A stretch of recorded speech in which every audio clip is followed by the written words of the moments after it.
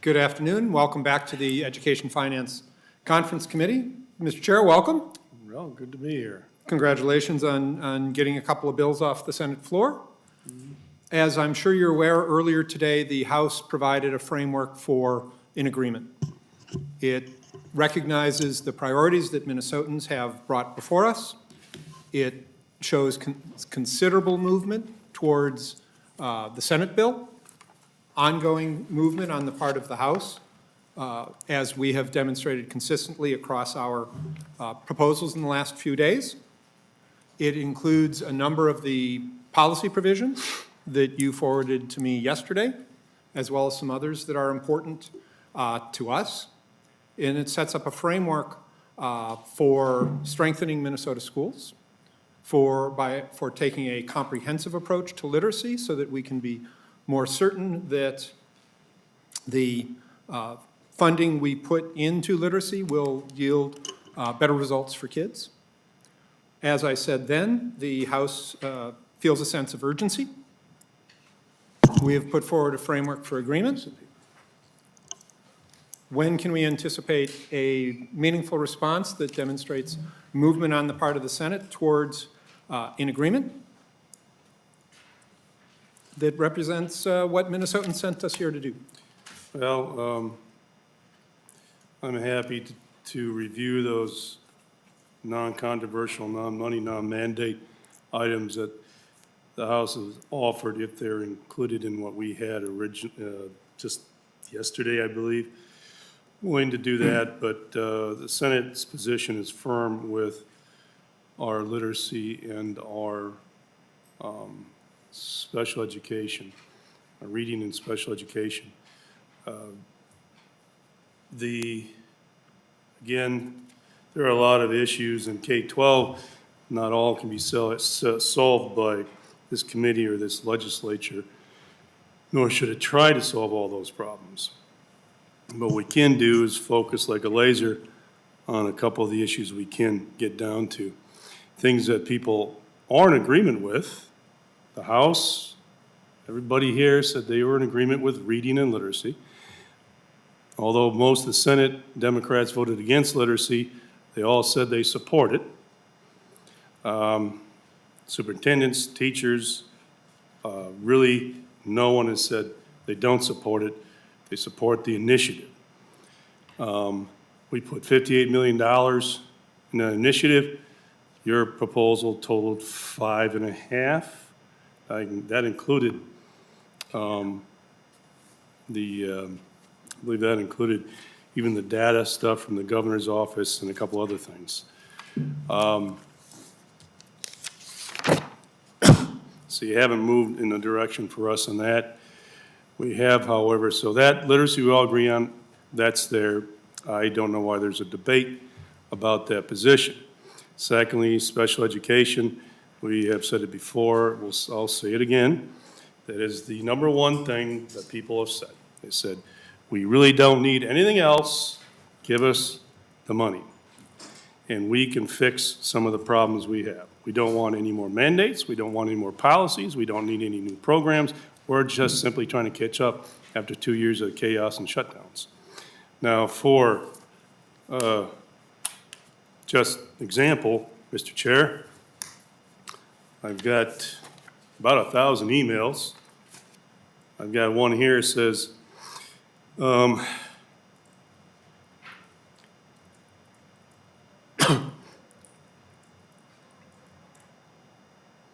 every single student should get the education and care they need, fully funding the special education cross-subsidy. And same from Washington County School, was this South Washington County School Board, school boards across the state, Northfield, north to south, east to west. And these are just a small sampling. They did not ask for more policies and programs or mandates. Policy brings more constraints and more cost. We do not intend on paying for more administration at the Department of Education. So here is part of what this run is for the cross subsidy as we presented it. $941 million from this proposal would go to the subsidy to special education. 58 million goes to reading. Minneapolis, under this proposal, our proposal, 18 million. Anoka-Hennepin, 16 million. Bemidji, 2 million. Red Lake, $1 million. Sauk Rapids, 1.5 million. Mankato, 2.9 million.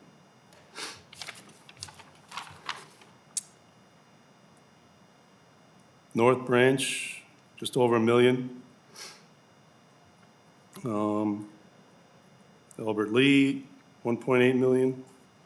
Let's see what St. Paul comes in here as.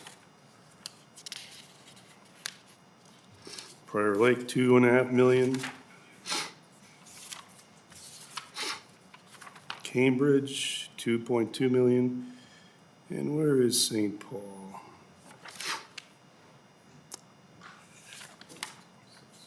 Where is it? I missed St. Paul. It's on here somewhere. St. Paul gets something about, well, here's Minneapolis, St. Paul combined 37, Minneapolis is 18, St. Paul's due 16 million. So,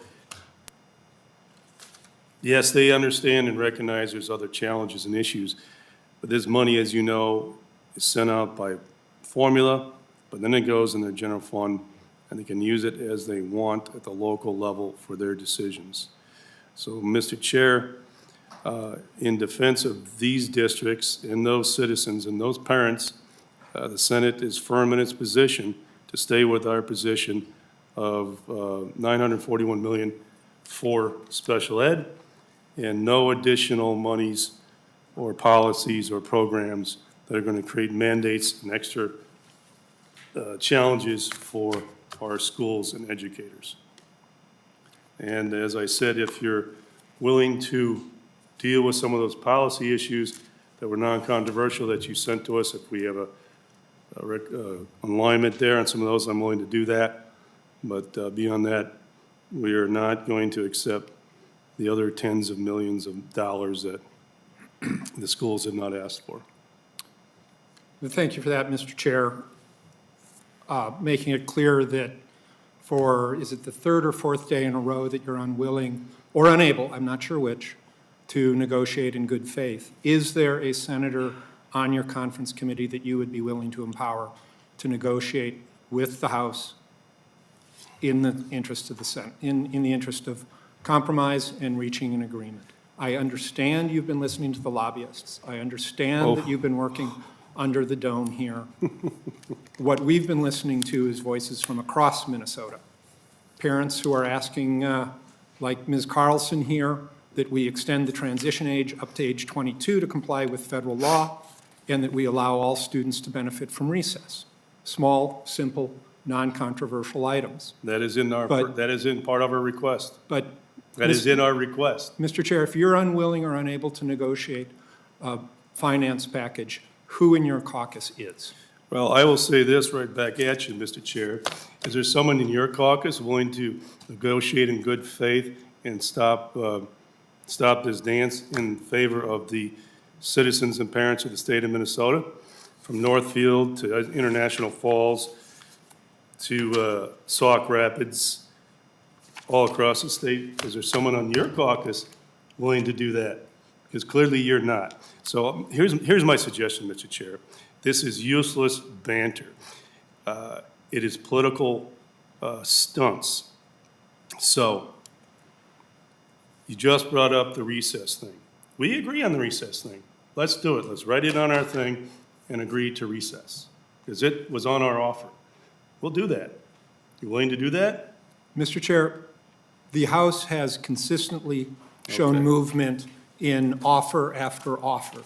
You're looking at an individual who is willing to work collaboratively, but I need someone on the other side. I am hopeful that that is you. I believe that you have the ability. I would hope that we can get to an agreement. That's why the House today put a framework on the table we came up 60% in the amount of special education cross-subsidy. So where does that put you now, Mr. Chair? So we're at 941 million. Well, now where did I put that? It's not far. Mr. Strom, can I phone a friend here?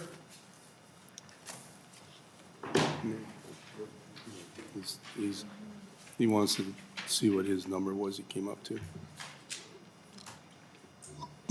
Mr. Chair, members, on the spreadsheet that was distributed earlier today, there should be a line item with special education.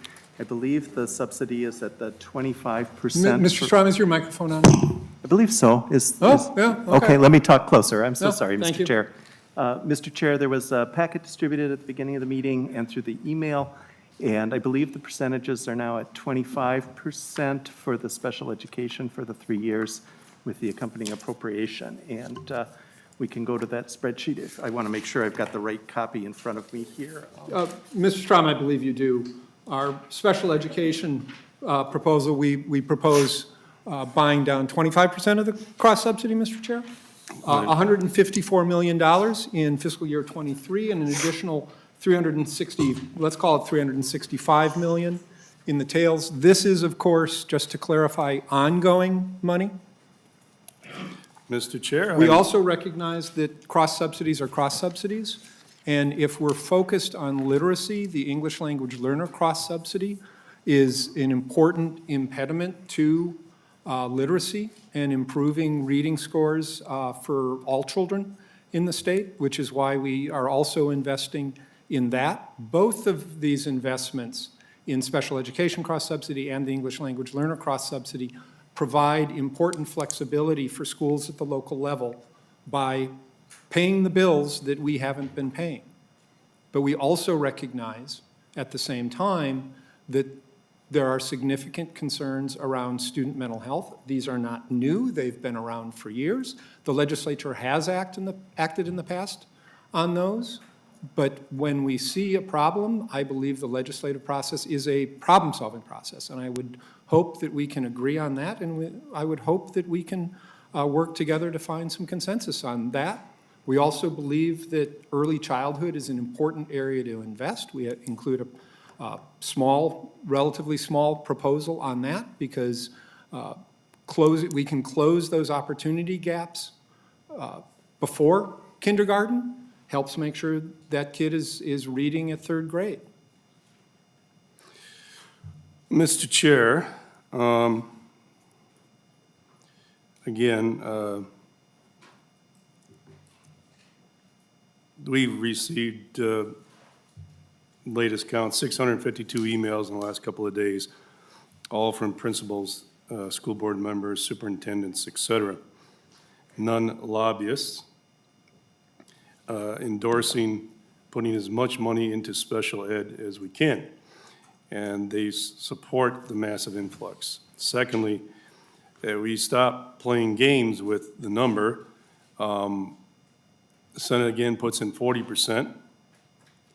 It brings it up to 40%, $941 million over 3 years, ongoing.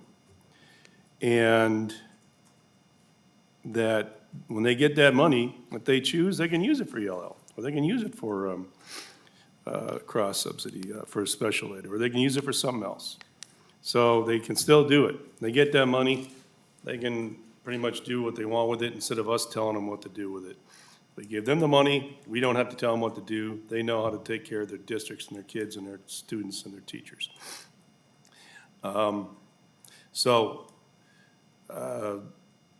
It's theirs to use. We're putting it in there, we're just jacking it up to 40%, and then they can decide how to use it going on in the future. So when you say ELL and all that stuff, that's all well and good. They can use that money for that if they so desire, and you know that. So we're gonna hold firm at 40%, 941 million. And then I would ask you, why haven't you come up on the literacy piece? Why haven't you invested more? If you are so concerned about reading, and you should, because in the last 10 years, it's done nothing but got worse. where is your additional investment to educate teachers and help teachers out to get what they need to catch up? Is that in there? Mr. Chair, we have a robust, comprehensive literacy package that is more effective and centers the student. But I'd like to ask Chair Richardson to comment on some of the policy conversation. And then we can certainly loop back on literacy. Well, let me finish. Chair on lit- Richardson. No, let me Well, finish. no, look, Chair didn't Richardson finish on wants to. literacy. Mr. Chair? Go ahead. Thank you. Thank you, Mr. Chair.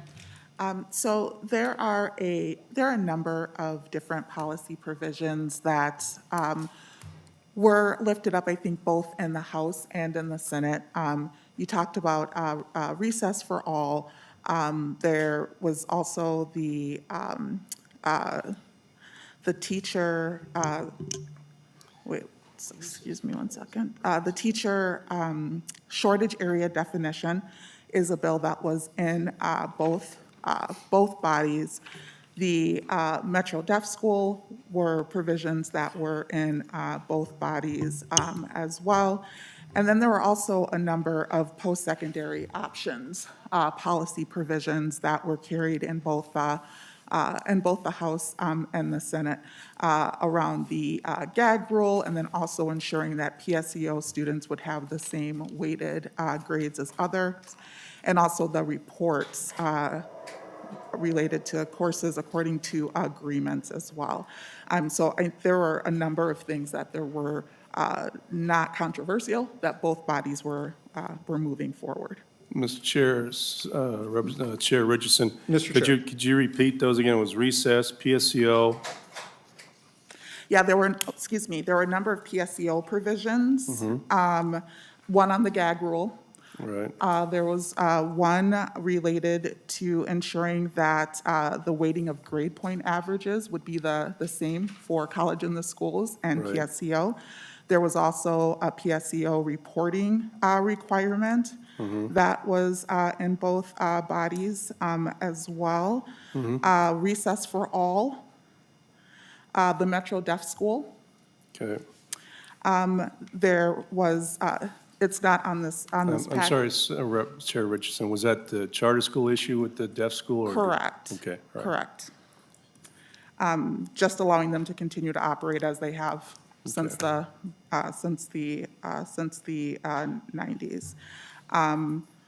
A couple others that are not on this sheet but were within both bodies as well. Financial literacy was something that the Senate had a bill on, and Vice Chair Hassan had a bill around that as well.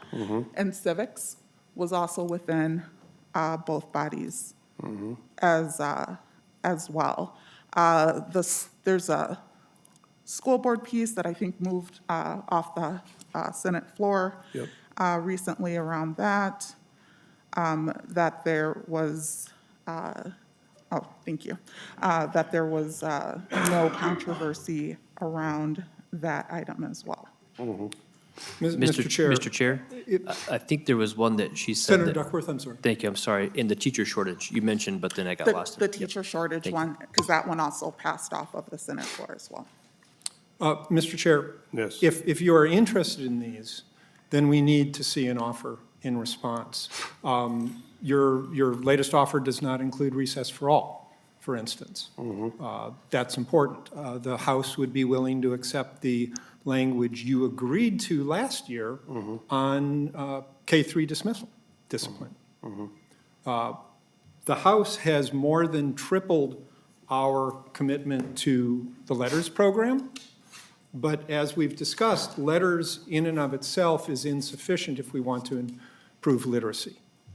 Teachers need not just a training experience, but they need support in implementing that. If we look at the actual implementation, if we move beyond the state legislative political level and actually look at what happens in classrooms and how do we strengthen and support literacy instruction, we need items such as the multi-tiered systems of support, so when Jim isn't reading on grade level in second grade, they can assess why not and provide interventions that work to help Jim read better, Letters may be part of it. There may be other issues going on that need exploration and intervention.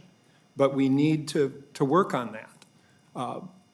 We have proposed a more, well, I hate to use the word, but bold and comprehensive literacy program. We've more than tripled our commitment to the letters program since our first offer.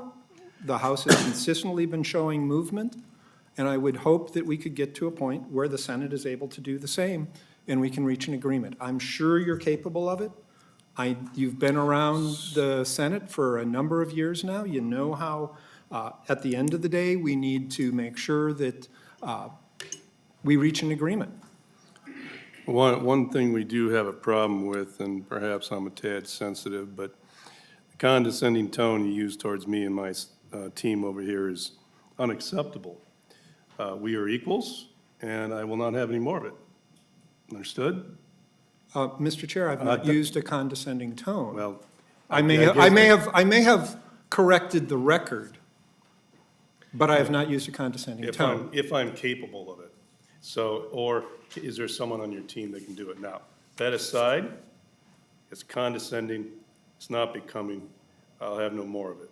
Now, as to Chair Richardson's positions, we will look at those and we can send you back something, all right? That'd be great. I would ask that you also send back a fiscal package that represents movement. The House has demonstrated that consistently. We can do better by Minnesota students and schools and families. We can respond. I know you and I have both gotten over 600 emails in the last few days alone from teachers and parents talking about the importance of mental health investments. I have not received those emails. Well, they've been sent to you. I have not. I'm aware they've been sent to you. So I would urge that the Senate come back with a proposal, a comprehensive proposal that matches up to the comprehensive proposal that is a framework for an agreement that the House has provided. We, Representative Sandstein, you've got your hand up, I understand. Thank you, Mr. Chair. Good evening or good afternoon, members. Thank you for this opportunity just to address our group here. There were a couple of things that have been said today and in other committee hearings that I want to recall and have people reconsider or just keep at the top of their mind as we go into this next step. And one of the things that I want to talk about was literacy. And Chair Chamberlain, as you think about another offer or move forward, as an educator myself, I just want to say that it is critical that we have the supports in place for the implementation of whatever program goes forward, if it's letters or whatever, in order for it to be successful. We talked about that in a previous hearing. And I just want to point out, without those pieces, a program is pretty much doomed to fail. It really is.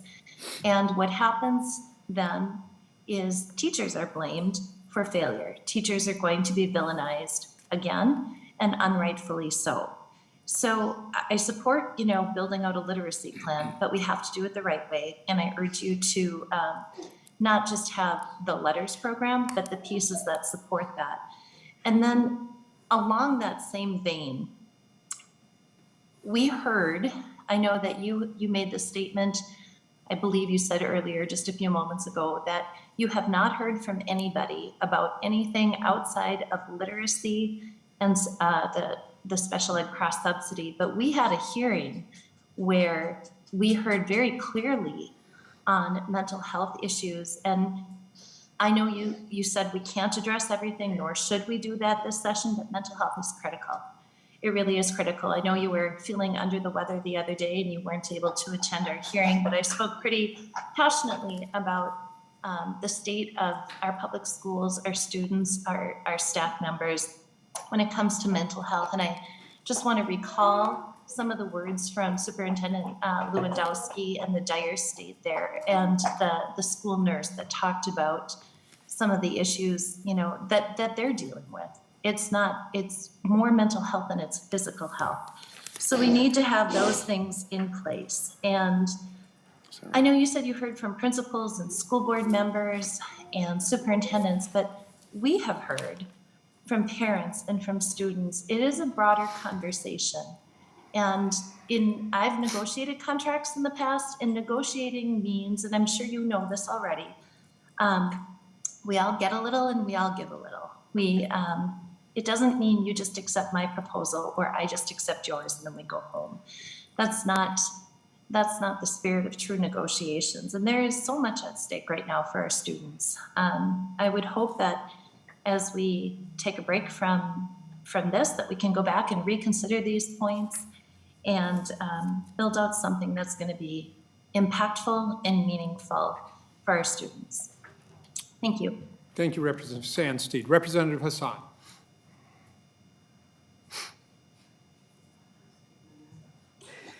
Good afternoon, everyone. Thank you, Mr. Chair. I just want to, uplift something that we've been talking about. We've been here for 2 weeks. We've been talking about this for 2 weeks. We've been saying that our kids are not safe. Our kids, some of them are not housed. Some of them are not fed. They're coming to school hungry. And correct me if I'm wrong, but rules of negotiation is you give an offer, we give an offer, you look at your offer, you look at our offer, you take some, you give us some. So the Senate saying that, like, this is our offer, take it or leave it, or we end it, I don't think that's, in good faith, a good negotiation, in my opinion. But that's my opinion, and I don't know much because I've not been here long enough to know a whole lot. But I wanna just, reiterate things that have been said before, that in order for our kids to learn, we're talking about literacy, in order for our kids to learn, in order for our kids to succeed, they need to be in the classroom, they need to feel safe, and they need to be fed. So the House proposal looks at kids' mental health. It looks at school investments. It looks at suspension, K through 3 suspensions. It looks at all of these things that we truly need to invest in kids so they can stay in school, learn how to read, and be successful. So, Mr. Chair and our senators, I am pleading with you to come to the middle and meet us halfway so we can get things done for our students, because we cannot fail them. In a year that we have $10 billion surplus, we cannot fail our kids and say that we couldn't do anything because we couldn't agree. The House and the Senate couldn't agree. So please, put all your differences aside, meet us in the middle, and let's save our kids, and let's educate our kids, and let's make sure that our kids can be successful. Thank you. Mr. Chair, you have a notable and honorable legacy around dyslexia and students who are most challenged at learning to read. We are hopeful that you will take this opportunity to build on that legacy in a way that is meaningful in the classroom and meaningful in the lives of students by embracing a comprehensive approach that lifts all boats. And that's reflected in the House offer. Mr. Chair? You Yeah. look like you want to say something. So, Mr. Chair, just one comment, and then I'm going to say we'll take Chair Richardson's and Chair Hassan's advice, and we'll take that into consideration. Just one word on MTSS, and then we'll mull this over. A lot of schools already implement MTSS. I don't know why we had to have the department. Their initial brush at this was they were spending 3 times as much on that than they were on getting teachers ready to teach reading. And I'm not interested in supporting all kinds of administrative buildup to what end. So that's simply the problem with that. I don't know why we have to invest all those dollars there. Our literacy proposal includes some of the governor's positions And in that money, the 58 million, some could be taken to support some other pieces of that perhaps, but I don't want to fund administrative processes. But I understand that there's, after they learn letters, there need to be other things rolled out, but a lot of districts have done that on their own, and they don't need us to necessarily do it. So I'm just not interested in supporting more bureaucracy at the top. To the extent that we have to, the co-ops and the regional centers can use the support, and that's where we're hoping to put it. Beyond that, I have no other comments, and we'll take thoughts, we'll mull it over, and we'll get back to you perhaps with something different. So, Mr. Chair, just to clarify, the MTSS, that's classroom support for teachers. You just spoke specifically about regional centers and the service co-ops. We fund the regional centers and service co-ops to provide those services to classroom teachers. It's not about bureaucracy, it's about support. It's about assisting teachers with their practice specifically on literacy, as well as other elements of the MTSS proposal that both strengthen school communities, which is key to learning, and then provides data for accountability. So we can have regular check-ins to know what's working, where it's working, and what's not. So I'd urge you to take another look at the MTSS proposal, because I think there's a lot of strengths that, again, complement the letters, improve implementation of that, and for you, sir, build on your history in this area and your legacy. It's optional for districts, so your concerns about mandates is not a mandate, but for districts who are looking to sharpen their game when it comes to literacy, it provides them the opportunities that they can utilize, that they can access if they so choose. Mr. Chair, what I'd suggest now is that we recess, allowing the Senate to build a proposal. You can't exactly do it while we're here talking. And then we look forward to you returning. How about 6 o'clock, Mr. Chair? That will be not enough time. We'll contact you later, and I anticipate tomorrow morning. We stand in recess. Thank you, Mr. Chair. Well, I won't be.